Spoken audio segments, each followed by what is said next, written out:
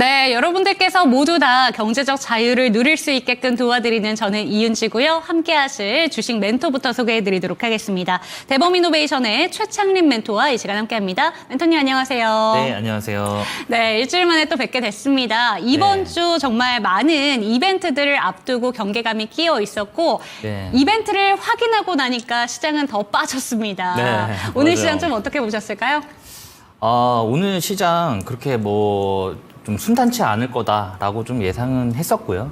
이미 그 엔비디아 실적에 대한 기대감은 너무 높아져 있는 상태였기 때문에 사실 그 기대감보다 더 많은 그런 매출이 나와도 좀 좋은 흐름 어려울 거다라고 좀 보여지는 부분이었고요. 사실 오늘하고 내일만 또 잘 버티면 다음 주에는 정말 좋은 시장이 올 것 같아요. 그러니까 지금 이제 이번 주 마무리 잘 하신 다음에 다음 주에 좀 좋은 시장이 열릴 거니까 준비 잘 하셔서 성공 투자하시기 바라겠습니다. 오늘 방송 끝까지 봐주시고요. 네.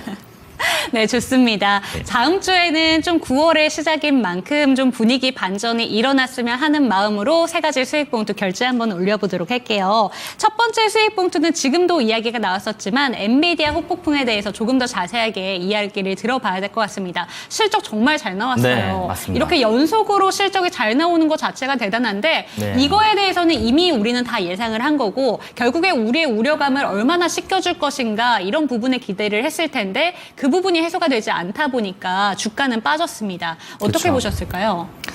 일단 그 시장은요, 이미 1분기에 놀랄 만큼 놀랐어요. 엔비디아 실적에 대해서. 왜냐하면 엔비디아가 그 실적이 본격적으로 상승한 게 지난해 2분기부터입니다. 그러니까 지난해 1분기에는 72억 달러를 했거든요, 매출이.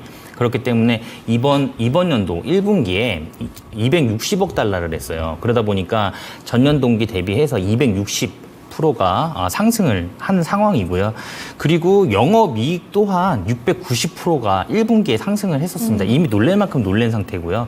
거기에다가 마진율 같은 경우도 79%가 나왔어요. 이 얘기는 뭐냐면 10,000원짜리를 팔면 7,900원이 남는다는 네. 얘기예요.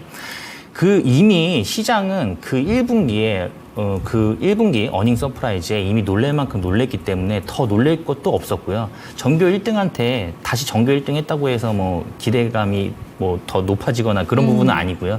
사실 이번 컨퍼런스에서 사실 블랙웰에 대한 그런 생산이 지연되고 있다라는 거를 어느 정도 인정한 부분이 있습니다. 그래서 3분기에 출하될 그 블랙웰이 4분기로 연기가 됐어요.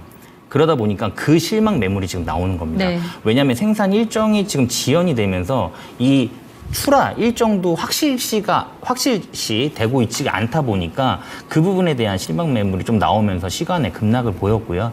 그 여파로 오늘도 우리나라 반도체 시장이 좀 흔들렸다라고 보시면 좋을 것 같아요. 근데 다만 지금 삼성전자가 오늘 3% 넘게 빠지면서 정말 안 좋은 흐름 보여줬는데 그 삼성전자 2분기 컨퍼런스에서 이런 얘기가 나왔습니다. 그러니까 질문을 했어요. 자, 엔비디아 콜 테스트 지금 진행 어떻게 되고 있나요? 통과됐나요? 라고 물어봤더니 그건 비밀 유지상 말씀드릴 수 없습니다. 라고 했고요. 그 이후에 뭐라고 얘기냐면 3분기에 HBM3E에 대한 매출 비중이 10%다. 대신에 4분기부터는 60%가 넘을 네. 거다. 라고 언급을 했습니다. 그러면은 간접적으로 인정을 한 거예요. 이미 콜 테스트는 통과가 돼 있을 확률이 높습니다. 네. 왜냐하면 갑자기 3분기에서 4분기로 넘어가면서 50%의 매출이 확 뛰기는 어렵거든요. 그렇기 때문에 엔비디아의 공급 예정으로 지금 잡혀 있는 것으로 보여지고요. 그리고 3분기부터 본격적으로 생산이 들어가면서 좋은 흐름 보여줄 것으로 예상이 되고 있어요. 다만 아쉬운 부분은 지금 제가 지난 방송에서도 말씀드렸지만 반도체군 같은 경우는 당분간 쉬어갈 거라고 말씀을 드렸어요. 이 부분이 왜 그러냐면 지금 AI가 발전하는 데 있어서 가장 중요한 포지션을 차지하는 게 반도체거든요. 네. 필수적이거든요. 그러다 보니까 국가별로 이런 생각을 하는 거예요. AI 경쟁이 있어서 반도체 패권을 못 갖고 오면 이 전쟁에서 살아남을 수 없겠다. 그래서 자국 내 반도체는 꼭 보유를 해야겠다라는 그런 인식이 지금 강하게 그런 판단으로 인해서 강하게 자국 내 반도체 기업을 만들려고 하는 그런 상황입니다. 대표적으로 일본이죠. 일본이 지금 TSMC와 손을 잡고 구마모토 현에 지금 이미 1공장을 만들었고요. 그리고 2공장 올해 하반기에 만들 거고 3공장까지 지금 예정이 되어 있습니다. 그리고 거기 소니 바로 옆에 있어요. 그리고 거기 소부장 기업들도 다 거기 모여 있습니다. 자, 일본이 이제 반도체에 손을 대기 시작했고요. 미국도 결론적으로는 이 반도체 때문에 지금 반도체 개입을 굉장히 많이 하고 있는 상황이거든요. 그리고 중국도 어떻게 보면은 중국도 이번에 미국을 극복하지 못하면 극복을 못할 거다라는 판단하에 지금 어떻게든 이번에 미국을 극복하려고 하고 있는 그런 상황이라고 보시면 될 것 같아요. 지금은 반도체 패권 전쟁터입니다. 근데 그 전에 글로벌 점유율로 봤을 때는 사실 글로벌 공급망의 그 점유율 우리나라랑 대만이 다 했거든요. 삼성, SK 하이닉스, 그다음에 TSMC가 다 했어요. 근데 이게 지금 이제 국가별로 그렇게 AI 발전과 함께 반도체에 대한 그런 부분을 보유하려고 하다 보니까 지역별로 나뉘어질 거예요. 나뉘어지면서 사실 어떻게 보면 그런 부분에 좀 문제가 좀 발생될 수 있는 부분이고, 삼성전자가 아쉬운 부분은 파운드리 산업을 키우겠다라고 굉장히 많은 돈을 투자를 했거든요. 근데 거기에서 지금 어떻게 이렇다 할 만한 실적이 나오고 있지 않아요. 사실 우리나라 삼성전자 그리고 우리나라 기업들은 대부분 메모리 반도체에 주력을 하고 있거든요. 근데 반도체 시장만 놓고 봤을 때 메모리 반도체는 글로벌 시장 비중이 30%밖에 안 됩니다. 50%는 시스템 반도체예요. 근데 이 시스템 반도체는 대부분 설계를 미국에서 다 합니다. 자, 생산은 어디서 하냐면 대부분 다 대만에서 해요. TSMC가. 그러니까 어떻게 보면 파운드리를 대만 TSMC가 다 가져간다고 보시면 될 것 같아요. 근데 중요한 건 뭐냐면 이 AI 반도체에 있어서 가장 지금 뭐 세계를 끌고 있는 기업이라고 보실 수 있는 게 엔비디아잖아요. 근데 이 엔비디아가 이 젠슨 왕이 혹시 어느 나라 출신인지 아세요? 어느 나라 출신이에요? 대만 출신입니다. 오. 네, 대만 출신이고요. TSMC의 설립자죠. 모리스 창과 통화를 해요. 엔비디아 그 젠슨 왕이. 그러니까 젠슨 왕이 그 당시에는 엔비디아가 스타트업 기업으로 시작을 해가지고 그 반도체를 설계를 했는데 이걸 만들어줄 만한 반도체 업체들이 없는 거예요.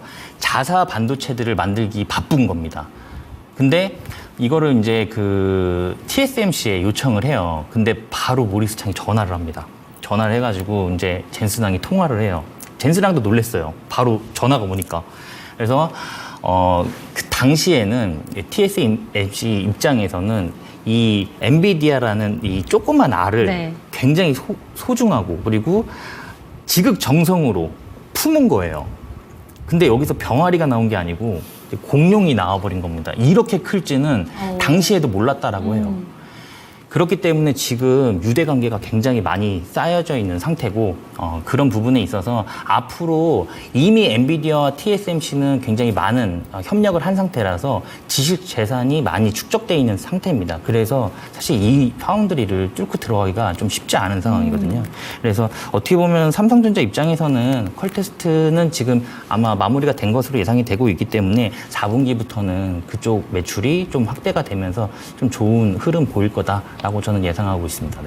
네, 지금 첫 번째 수익 봉투 엔비디아의 후폭풍에 대해서는 앞으로도 좀 기대감이 올라왔기 때문에 당분간 좀 힘든 시간은 견뎌내야겠지만 파운드리 쪽으로 조금 더 기대감을 가지고 장기적인, 중장기적인 관점에서 지켜보시면 좋을 것 같다. 이렇게 한번 정리를 해보도록 하겠습니다. 그럼 두 번째 수익 봉투 이야기 이어가 보도록 할게요. 오늘 아침에 국정브리핑이 있었습니다. 어제 장마감 이후부터 사실 저출산 대책과 관련해서 어떤 내용들이 보도가 될까, 또 나오게 될까, 이런 부분들 좀 기대감이 있었는데 사실 교육 쪽 저출산 관련된 종목들은 별로 반응이 생각보다 나오지 못했어요. 네. 이게 왜 시장이 그렇게 반응이 안 되는 건가라는 의문점이 들긴 했었거든요. 멘토님의 의견은 어떠실까요?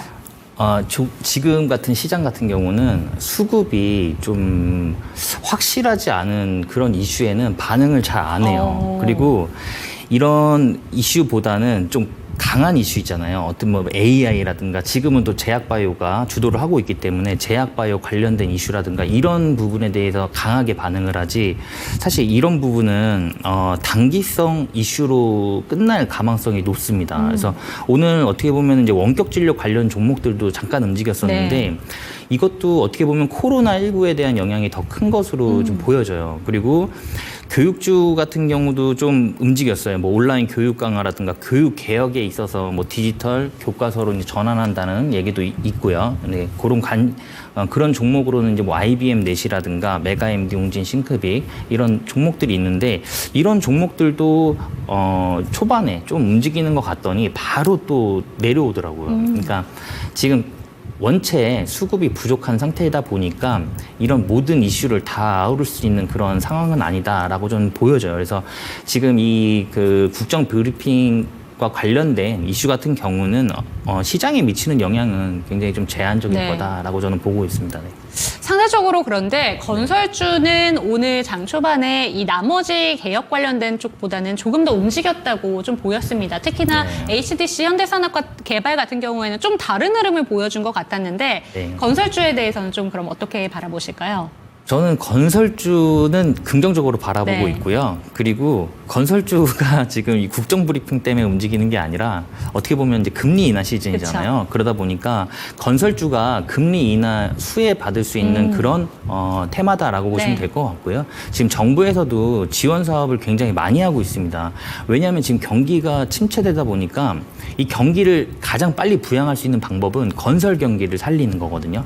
그래서 뭐 댐 건설이다, 뭐 그린벨트 해제다, 뭐 여러 가지 그리고 주택 공급 확대, 뭐 LH에서도 지금 하반기에 15조 원이 지금 발주가 예정이 돼 있거든요. 근데 보통은 한 8조에서 10조 사이를 발주를 하는데 이번에 굉장히 큰 금액을 발주할 예정입니다. 그래서 건설 경기를 살리려고 하고 있는 상황이고요. 그 전에 건설 경기가 원체 안 좋다 보니까 이미 우리나라 건설사들은 해외에 눈을 돌리기 시작했어요. 그러다 보니까 가장 큰 부분은 사실 우크라이나 재건 테마죠. 이게 사업 규모가 2,000조다 보니까 거의 우리나라 GDP랑 맞먹는 수준입니다. 엄청난 사업 규모예요. 여기에서도 현대가 굉장히 많은 수혜를 받을 것으로 예상되기 때문에 건설주들 지금 바닥권에서 이제 자리를 잡고 다시 한번 반등하려고 하는 그런 좋은 자리와 흐름들 보여주고 있습니다. 그렇기 때문에 금리 인하 시즌과 맞물려서 움직인다라고 보시면 좋을 것 같고요. 사실 국정 브리핑은 그냥 방금 말씀드렸듯이 시장에 미치는 영향은 좀 제한적일 거다. 건설주는 괜찮다.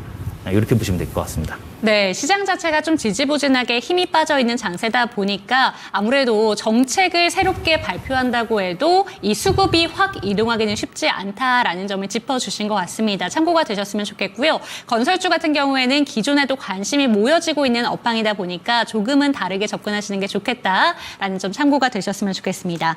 마지막 키워드는 백기든 두산 이렇게 잡아봤습니다. 결국에 합병 방식이 좀 변화가 있을 것 같다라는 방식으로 보면 좋을 것 같은데요. 오후장부터 두산 로보틱스가 갑자기 움직이길래 무슨 네. 이슈야? 라고 보니까 뉴스가 떴더라고요. 네, 어떻게 맞습니다. 보셨을까요?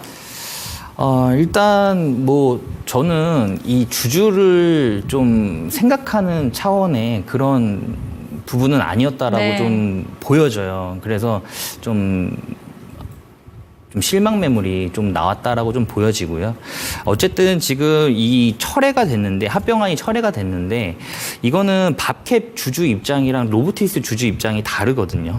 예, 생각하는 게 달라요. 그쵸. 지금 밥캡 주주 입장에서는 이렇게 생각을 합니다. 그러니까 밥캡 그냥 솔직히 밥캡 주식을 주면 로보틱스 주식을 받는데 로보틱스 같은 경우는 이미 그 실적이라든가 이런 어떤 숫자가 찍혀지지 않은 상태에서 미래 성장성만 본 성장성을 가지고 그 거품이 뭉쳐서 주가가 이만큼 뛰었다. 그래서 사실 그냥 나는 밥캣을 소유하고 싶은데 그쵸. 근데 또 두산 입장에서는 우리는 이렇게 합병을 할 거니까 시장에다가 팔던지 아니면 뭐 주식 매매 청구권을 청구해라. 이거면은 사실 주주 입장에서는 기분이 많이 안 좋을 그쵸. 수밖에 없거든요. 그래서 그 이후에 두산 밥캣에 대한 실망 매물이 굉장히 많이 쏟아져서 지금 내려와 있는 상태예요. 근데 이게 철회가 되면서 사실 어떻게 보면 밥캣이 더 좀 이슈가 될 만한 그런 이슈다라고 저는 보고 있습니다. 그래서 밥캣은 조금 더 여기에서 한번 반등을 줄 것으로 예상이 되고 있고요. 이미 로보틱스 같은 경우는 이미 많이 반영이 됐어요. 많이 반영이 됐고 올라와 있고 이제부터는 실질적으로 숫자가 찍혀야 되는 그런 상황입니다. 그리고 에너빌리티 입장에서도 어떻게 보면 지금 원전에 대한 수주 기대감이 굉장히 크잖아요. 네. 체코 원전 뭐 30조부터 시작해갖고 아랍에미레이트도 지금 48조 원, 뭐 영국도 마찬가지고요. 원전을 수출해본 기업이 우리나라에서 두산밖에 없습니다. 그래서 두산이 앞으로 원전 수주에 있어서 굉장히 큰 역할을 할 건데 두산 에너빌리티 입장에서는 그 두산 밥캣을 합병 비율로 넘기게 되면 차입금 7천억이 발생이 돼요. 그러다 보니까 그 7천억 차입금이 사라지게 되면 대출 여력이 좀 더 나오기 때문에 그런 부분을 원전 개발에 좀 투자를 하겠다라는 내용이거든요. 근데 지금 어떻게 보면 이 상황들이 전체적으로 좀 주주를 생각하지 않는 듯한 그런 이슈들이 있다 보니까 사실 저는 좀 긍정적으로 바라보고 있지는 않고요. 두산 밥캣 같은 경우는 여기에서 한번 좀 반등은 좀 나올 수 있을 것 같다라고 저는 보고 있습니다. 네. 네, 오늘 오히려 두산 밥캣은 하락을 하고 두산 로보틱스는 상승한 채 거래를 마쳤는데요. 지금 현재 구간에서는 두산 밥캣의 저평가 매력도가 있다라는 점을 짚어본다면 반등이 나올 것도 기대해 보시면 좋을 것 같습니다. 네, 오늘 세 가지 수익 봉투에 대해서 결제 올려봤습니다. 조금 더 자세한 주식 이야기 들어가고 싶으신 분들은 아래 보이는 QR코드 스캔하시고 들어오시면 좋을 것 같고요. 저희는 포트폴리오 진단 가지고 돌아오도록 하겠습니다.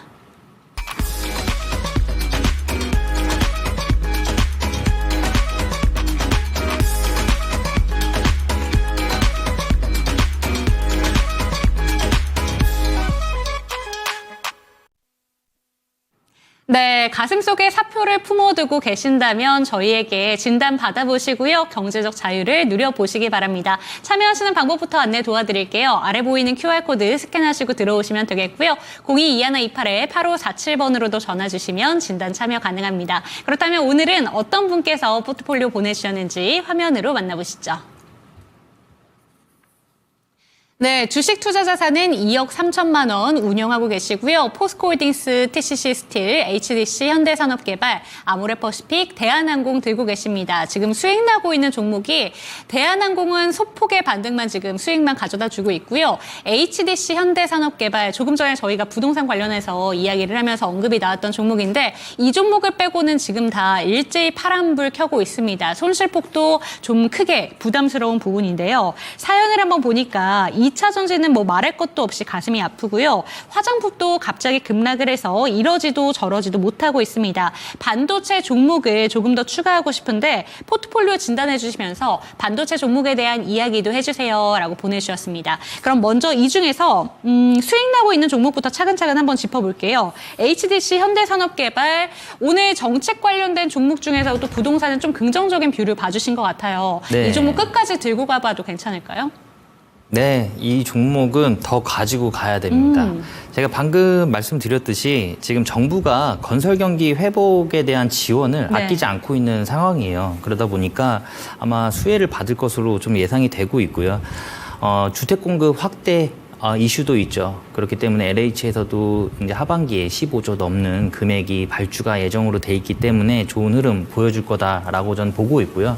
사실 지금 뭐 지정학적 리스크가 지금 지속되고는 있지만 우크라이나 같은 경우도 지금 어쨌든 러시아도 그렇고 우크라이나도 그렇고 지금 전쟁 피로감이 상당히 많이 쌓여 있는 상태거든요. 그러다 보니까 아마 조만간에 그리고 트럼프가 만약에 당선이 된다라고 하면은 하루 만에 휴전시킬 수 있다라고 할 정도로 자신감을 내비쳤기 때문에 아마 그 부분에 있어서 아까 앞에 말씀드렸듯이 지금 우크라이나 재건 사업 규모는 2,000조예요.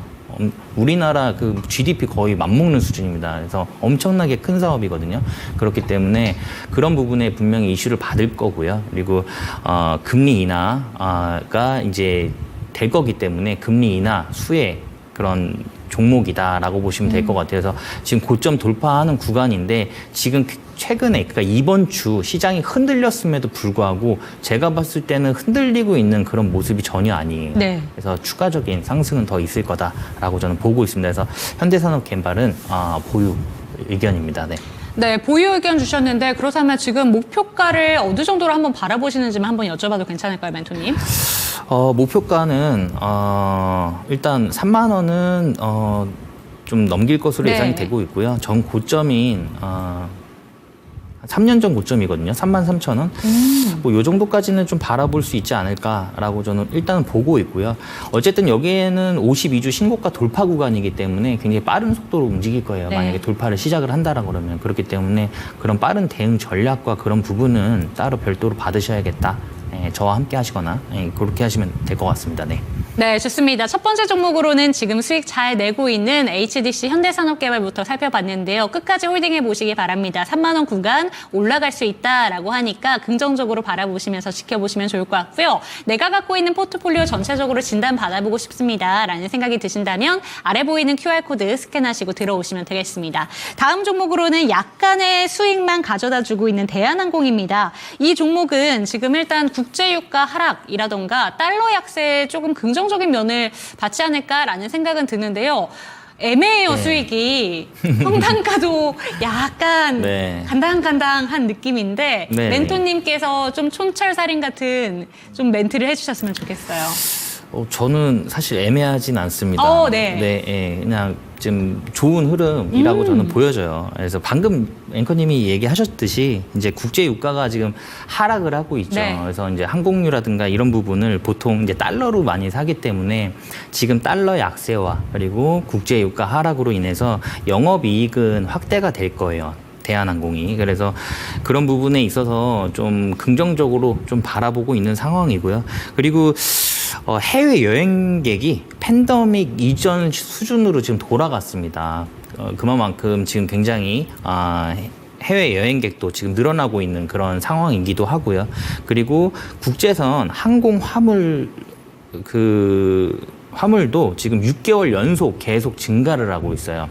그렇기 때문에 아마 그 부분도 충분히 이 종목이 좀 이슈를 받을 것으로 예상이 되고 있고요. 지금 현금 배당 수익률도 지속적으로 상승을 하고 있다 보니까 지금 최근에 기관과 외인의 수급이 지속적으로 들어오고 있는 부분이에요. 그래서 기관 같은 경우는 거의 뭐 한 10거래일, 뭐 15거래일 연속으로 지금 계속 담고 있거든요. 그렇기 때문에 배당 수익도 챙겨볼 수 있는 그런 종목이다 보니까 이 종목은 충분히 지금 이 상황에서 끌고 가볼 만하다라고 저는 보고 있습니다. 네. 네, 그런데 해외여행이 급증하고 있는 거는 실제로 제 주위에서도 많이 느껴지는데 보통 이럴 경우에 대한항공이라던가 아시아나항공보다는 좀 진에어라던가 사이즈가 작은 항공주가 조금 더 많이 탄력적으로 움직이고 있는 것 같은데 항공주 내에서 본다면 대한항공 쪽을 조금 더 긍정적으로 보시는지 좀 아니면 저가항공을 조금 더 긍정적으로 보시는지 이 부분만 한번 질문을 드려볼게요. 일단은 뭐 저가 항공 주 같은 경우는 좀 가볍죠. 네. 그래서 투자금이 어떻게 되냐에 따라서 달라질 수 있다라고 생각을 해요. 그러니까 큰 금액을 운영하시는 분들은 좀 무겁지만 좀 비중을 크게 네. 실어서 대한항공이나 이런 쪽으로 투자를 하시면 될 것 같고요. 조금 투자 금액이 작으신 분들 같은 경우는 좀 탄력성 있게 움직일 수 있는 그런 저가 항공사 공략을 해봐도 괜찮겠다라고 저는 보고 있습니다. 네.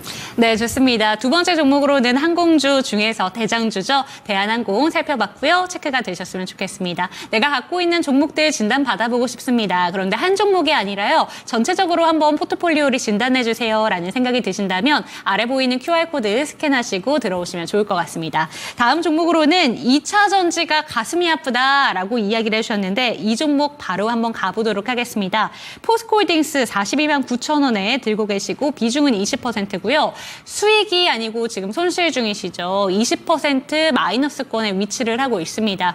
포스코홀딩스 어떻게 보시는지 일단 궁금한 게 오늘 2차 전지 종목들이 네. 그래도 잘 가다가 네. 약간 미끄러졌던 게 네. SDI 관련해서 단독 보도가 나왔다가 결국에 포털 사이트에서 사라졌습니다. 어떻게 보셨을까요? 일단 2차 전지가 제가 지난주에도 말씀을 드렸거든요. 이번 주에 말씀 또 드릴 수 있을지 모르겠다라고 말씀드렸는데 오늘 또 있네요, 종목이. 그래서 말씀을 드려보면 일단 2차 전지는 여기에서 급제동이 걸린 상태예요. 그러니까 하락에 급제동이 걸린 상태입니다. 물론 그 최근에 전기차 화재를 통해서 그 배터리가 어떻게 보면 중국산으로 이제 판명이 나면서 좀 반사이익을 받고 있는 부분도 있고요. 지금 중요한 거는 미국과 중국의 패권 전쟁인데 그러니까 중국산 전기차를 미국 그리고 유럽 연합이죠, EU, 그리고 이틀 전인가요? 캐나다도 지금 중국산 전기차에 관세를 100% 붙이는 그 부과를 하기로 했습니다. 그만큼 지금 중국에 대한 경계가 굉장히 심하다라고 보시면 될 것 같아요. 그 부분에 있어서 우리나라가 반사이익 받을 수 있고요. 우리나라가 2차 전지가 여기에서는 다시 한번 살아날 수 있다. 라고 저는 보고 있습니다. 지금 그리고 2차 전지 같은 경우는 아마 지금 갖고 계시니까 아실 거예요. 네. 아실 건데 사실 그 수주 잔고가 지금 1,000조 원이 넘습니다. 1,000조 원이 넘는데 우리나라 사업 중에 수주 잔고를 1,000조 원 깔고 하는 사업은 없어요. 심지어 반도체도. 그렇기 때문에 그리고 우리나라 4대 기업 중에 3대 기업이 2차 전지를 하거든요. 네. LG, 삼성, 그다음에 SK 이렇게 3대 기업이 지금 다 2차 전지를 하고 있잖아요. 이 기업들은 바보라서 이런 거 하는 건 아니거든요. 네. 그렇기 때문에 분명히 2차 전지는 여기에서 한번 다시 움직일 것으로 예상이 되고 있어요. 왜냐하면 하락의 움직임이 지금 방금 앞서 말씀드렸듯이 급제동이 걸리는 그런 모습입니다. 그렇기 때문에 여기에서는 좀 좋은 흐름 보여줄 것으로 예상이 되고 있어요. 그리고 포스코 홀딩스 같은 경우는 사실 2차 전지뿐만이 아니라 철강 사업도 같이 하고 있습니다. 크게 두 사업으로 나뉠 수 있는데 포스코 홀딩스는 포스코 그룹의 지주사잖아요. 근데 이 철강 쪽 같은 경우는 미국에서 또 중국 제재를 위해서 관세를 붙였죠. 철광석과 알루미늄에 관세를 25% 붙였습니다. 8월 1일부터 붙였는데 이게 그 전보다 3배가 인상된 과세예요. 관세인데 그 전에 중국은 8월에 관세가 올라가기 전에 이미 6월, 7월 달, 그러니까 그 전에 그 철광석과 알루미늄 밀어내기를 굉장히 많이 했습니다. 그래서 상반기에만 중국 철강석의 수출이 27%가 늘어난 상태고요. 우리나라도 수입이 27%가 증가를 했어요. 철강이.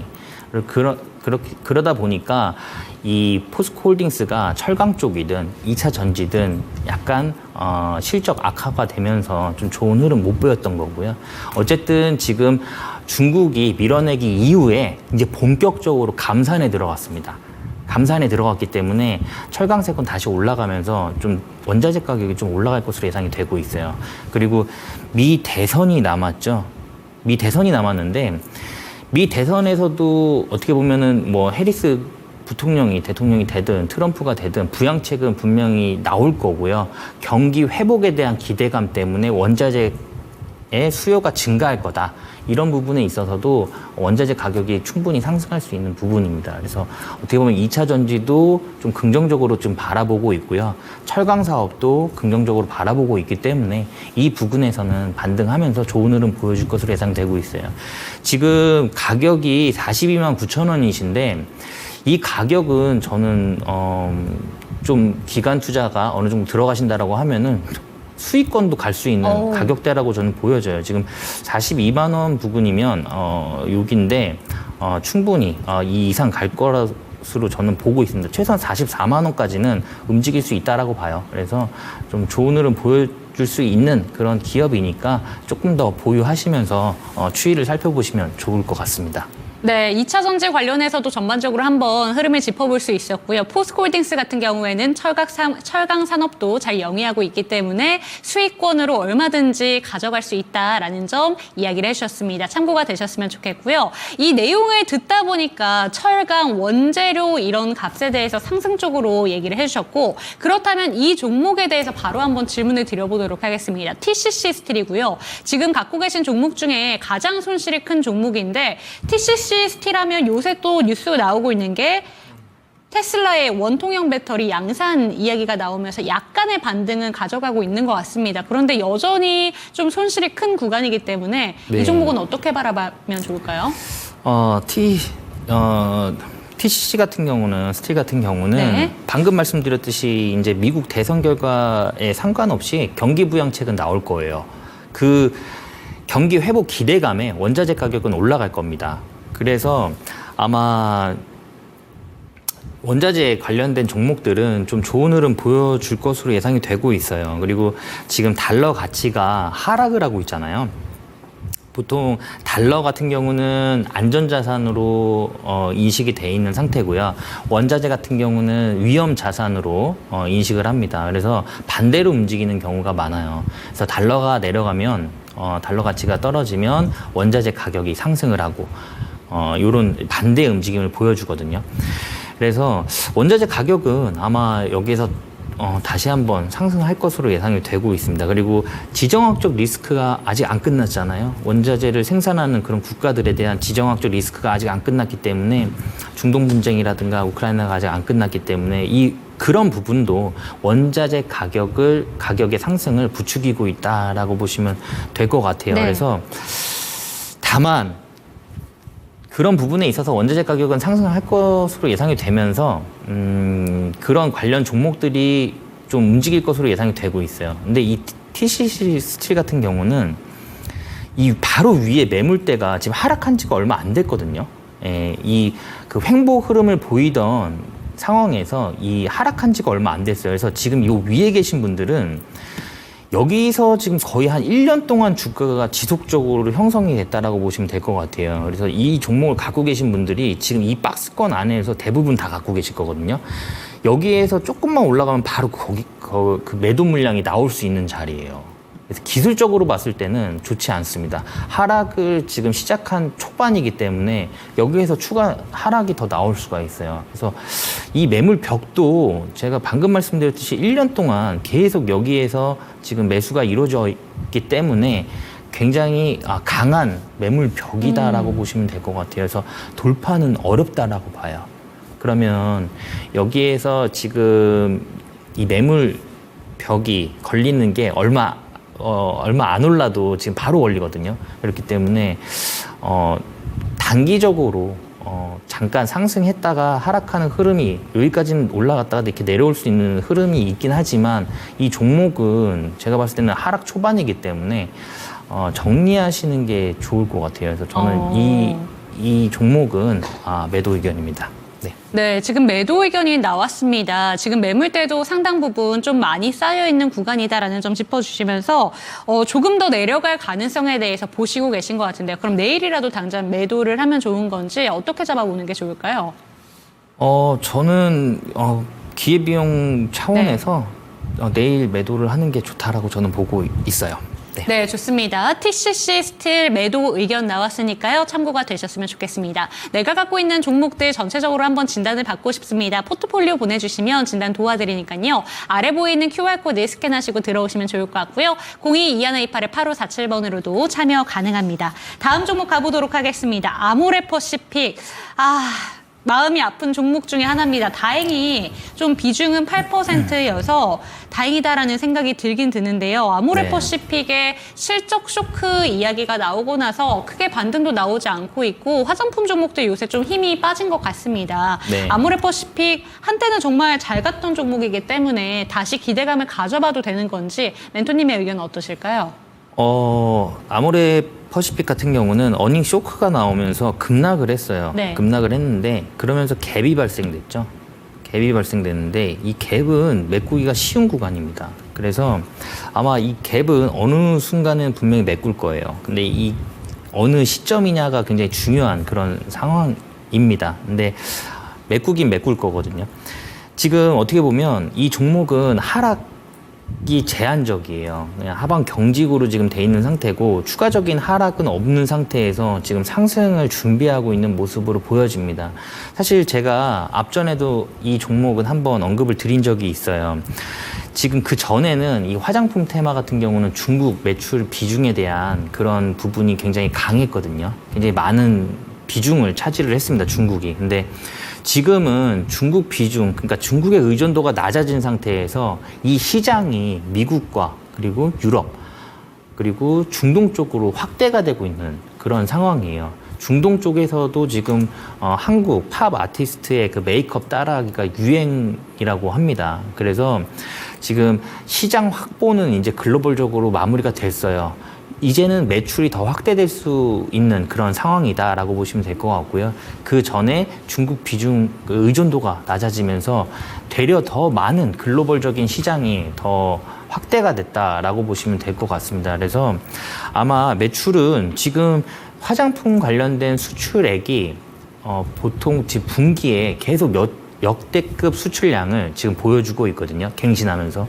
그렇기 때문에 화장품에 대한 부분은 사실 좀 긍정적으로 바라보고 있는데 지금 원체 수급이 부족하다 보니까 아직까지는 시장에서 좀 소외된 상태다라고 보시면 될 것 같고 어떤 이슈가 발생이 된다라고 하면은 그 이슈 타고 충분히 상승하면서 저 객구간을 메꿀 것으로 예상이 되고 있어요. 그래서 여기에서는 지금 파는 건 의미가 없다라고 저는 보여지고요.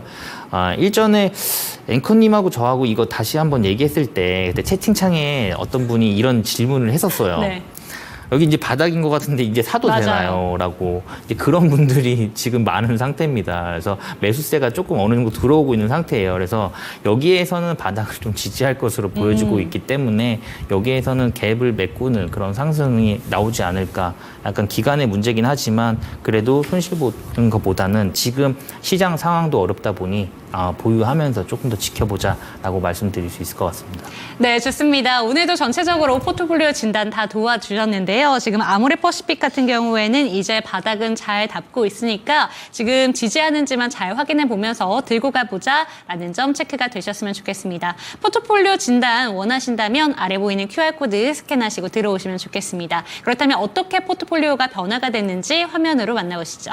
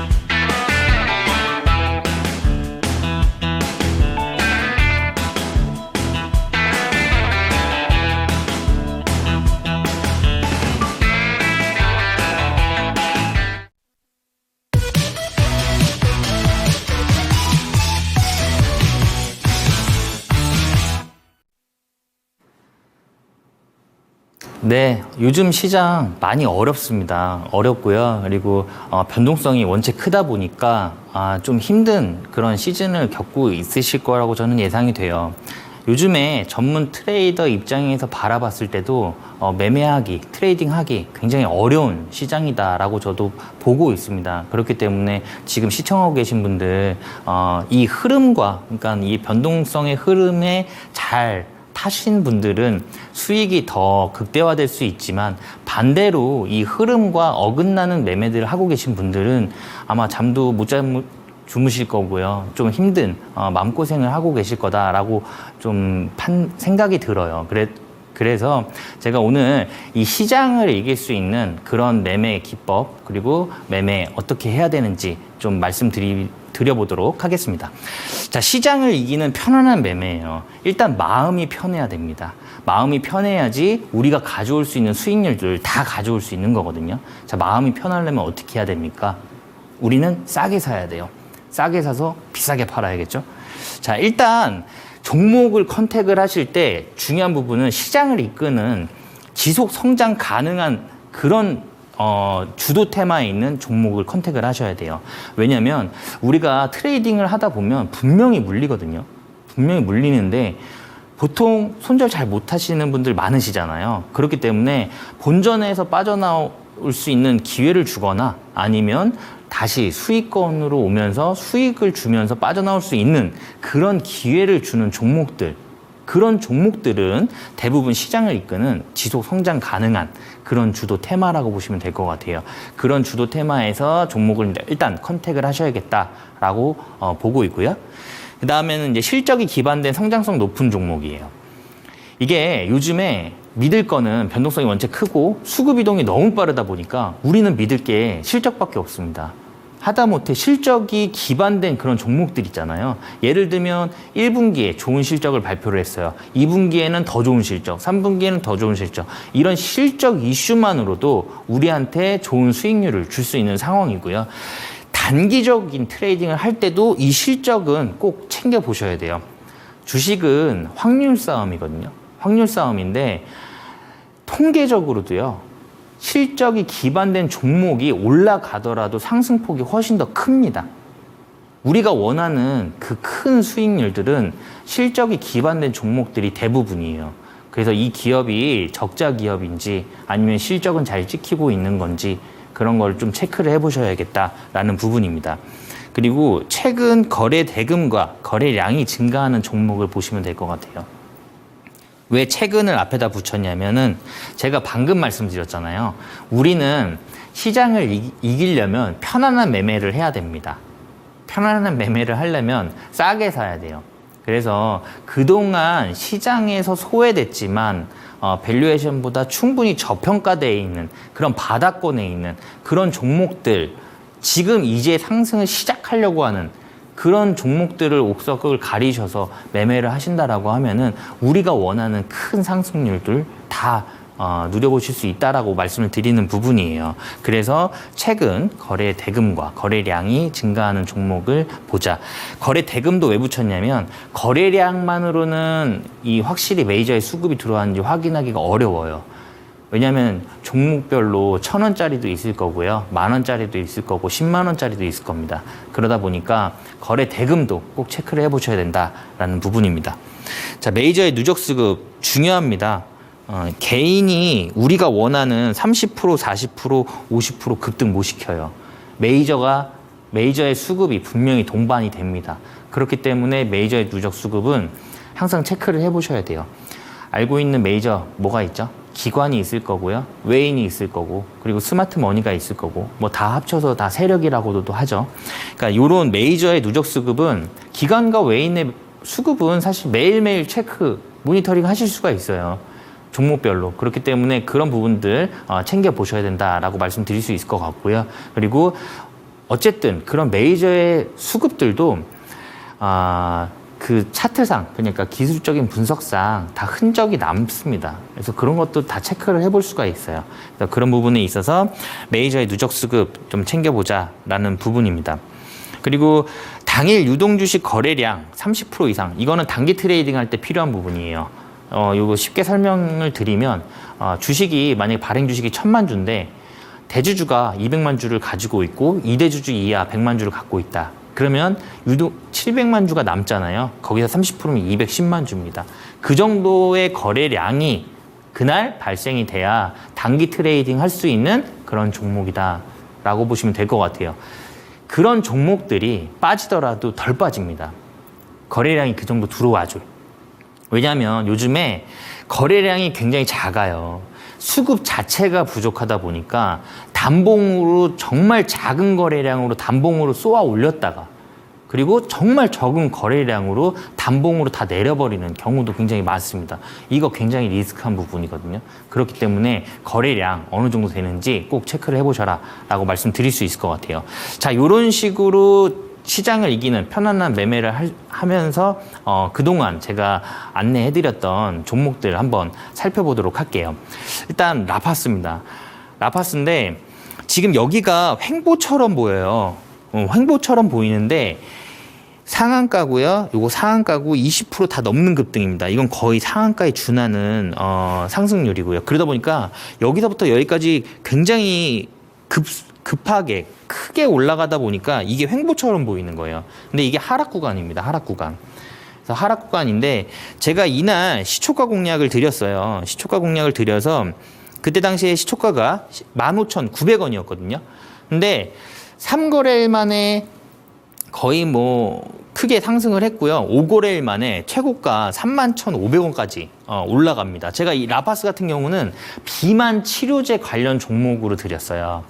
당시에 제가 제약바이오를 좀 눈여겨보자라고 말씀드렸던 그 시기가 3개월 전입니다. 3개월 전. 그때 당시에 제가 방송할 때 이런 말씀을 드렸어요. 좀 생뚱맞지만 그때 당시에는 제약바이오에 아무도 관심이 없었기 때문에 근데 좀 보자라고 말씀드리면서 제가 3개월 동안 계속 말씀드렸던 섹타군이 사실 제약바이오입니다. 네, 그 중에 한 종목이었다라고 보시면 될 것 같아요. 비만 치료제. 자, 다음 종목은 대웅제약입니다. 대웅제약도 비슷한 내용으로 말씀을 드렸어요. 이것도 비만 치료제 내용이고요. 그리고 대웅제약 같은 경우는 이제 기본적인 캐치플로어가 있죠. 우르사가 있고요. 그러니까 제약 바이오주임에도 불구하고 통상 제약 바이오주 같은 경우는 재무 구조가 그렇게 좋지가 않아요. 근데 대웅제약 같은 경우는 기본적으로 캐시카우를 가져가다 보니까 재무 상태도 굉장히 탄탄한 기업이기도 하고, 그리고 동사 같은 경우는 또 비만 치료제 이슈부터 시작을 해서 굉장히 많은 이슈를 품고 있는 다중 모멘텀을 갖고 있는 기업이다라고 말씀을 드렸어요. 그래서 7월 9일 날 시초가 공략을 합니다. 이것도 앞에 차트를 굳이 가지고 나온 이유가 보시면 하락 구간이에요. 그죠?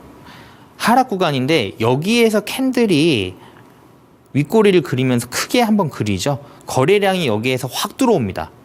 자, 최근에 거래량과 거래 대금이 들어온 종목이네요. 자, 그래서 이날 시초가 공략을 합니다. 시초가가 당시에 11만 2,200원이었고요. 지금 8월 22일까지 최고가 15만 원을 찍는 그런 모습을 보여줬습니다. 근데 지금도 좋은 자리에 있어요. 지금도. 그렇기 때문에 대웅제약 지속적으로 좀 살펴볼 필요가 있는 그런 종목이다라고 말씀드릴 수 있을 것 같아요. 자, 다음 종목은 화일약품입니다. 화일약품은 지금 해리스 부통령 관련 해리스 트레이드로 엮여 있죠. 마리아나 그 테마로 지금 엮이면서 상승을 합니다. 이 앞에 차트를 제가 다 보여드리는 이유가 이 부분도 지금 하락 구간이에요. 그죠? 여기 보시면 하락 구간이잖아요. 그러다가 여기 3일 동안 거래량이 들어옵니다.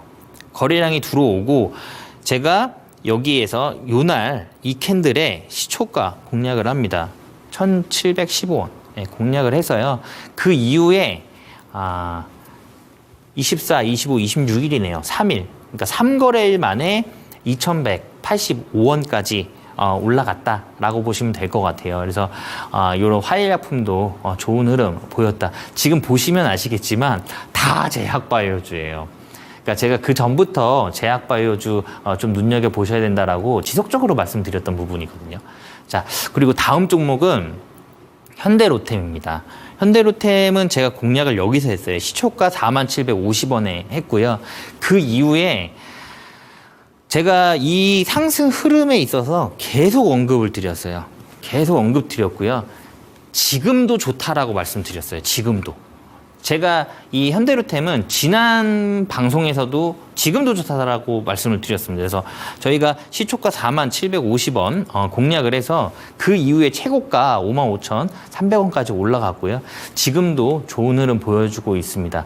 사실 그 현대로템 같은 경우는 매출이 지금 3조 원대인데 지금 수주 잔고만 10조 원이 넘는 상태예요. 그렇기 때문에 뭐 3년치 매출을 지금 쌓아놓고 있는 상태라서 앞으로 매출이라든가 영업이익은 더 확대될 거고, 아직 그 지정학적 리스크가 끝나지 않다 보니까 지금 유럽이라든가 일본이 지금 방산비를 높이고 있죠. 네, 그런 부분에 있어서 드렸던 종목이라고 보시면 될 것 같아요. 방산 종목.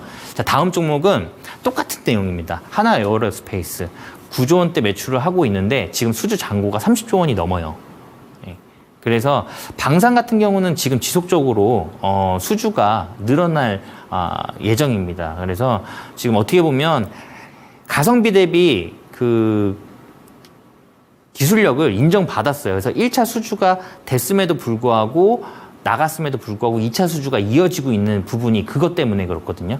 그래서 시초가 28,600원, 286,000원 공략을 해서 지금 최고가 33만 원까지 찍었다라고 보시면 될 것 같고요. 자, 다음 종목은 유한양행입니다.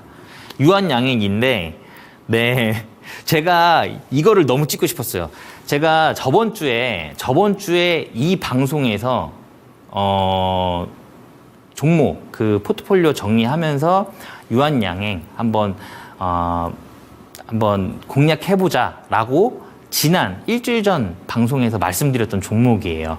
그리고 나서 저희가 그리고 나서 바로 제가 이날, 그러니까 음봉이 크게 그린 날 있잖아요. 요날 그 렉나자에 대한 이슈가 나온 상태였거든요. 그 나온 상태에서 이제 뉴스가 나오면서 하락을 했습니다. 그 다음날 말씀을 드렸어요.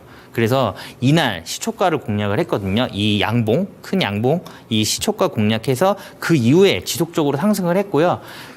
지금도 상승을 이어가고 있습니다. 이어가고 있기 때문에 좋은 흐름 지금 지속적으로 보일 것으로 예상이 되고 있고, 제가 지난 방송에서 한번 드렸을 거예요. 어쨌든 제약바이오의 꽃은 면역 항암제다라고 말씀을 드렸습니다. 그래서 항암제 이슈를 타고 좋은 흐름 보였고요. 그래서 공략 이후에 25%의 수익이 나왔고, 상승률로만 따지면 뭐 50%가 지금 넘는 상승을 하고 있는 그런 유한 양행이었습니다. 여기까지 한번 살펴봤고요. 이런 종목들 사실 본업들이 있으시니까 컨택하시기가 어려우시잖아요. 그런 분들은 QR 찍고 오시면 제가 빠른 대응 전략과 그런 부분들 다 안내해 드릴 테니까 저와 함께 할 수 있는 공간에 오시면 제가 함께 도와드리도록 하겠습니다. 네.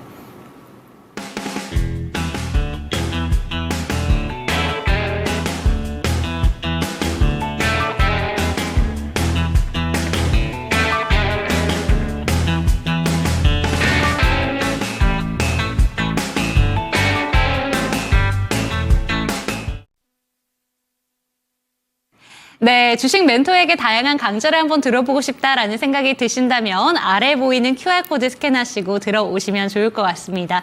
네, 그리고 0221288547번으로도 저희 포트폴리오 진단까지 참여 가능하니까요. 많은 참여 부탁드리겠고요. 오늘 벌써 마칠 시간이 됐습니다. 이제 8시를 향해서 다가가고 있는데 내일도 이제 8월의 마지막 장을 또 남겨두고 있기 때문에 내일 이 시간도 저희 함께 해주셨으면 좋겠고요. 종목에 대한 상승과 하락은 보장하지 않는다는 점 반드시 기억해 주시기 바랍니다. 시청해주신 여러분 감사합니다.